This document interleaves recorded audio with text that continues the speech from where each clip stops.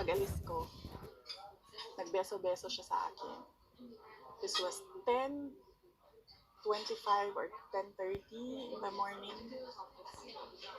Baba sa oras ko.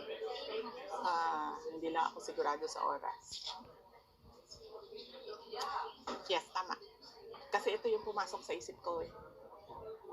Tama yung oras ko. 10:25, 10:30 in the morning. Amoy alak siya.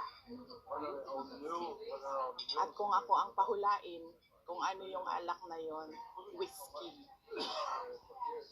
Pero, hindi ko naman siya nakita nag-inom ng whiskey. Nakikita ko siya lagi umiinom ng champagne. Pero amoy alak siya at 10:30 in the morning. Doon na-confirm yung decision ko na mag-resign. So, hindi ako ang failure. Siguro, ang failure is yung 10:30 pa lang ng umaga, amoy alak ka na.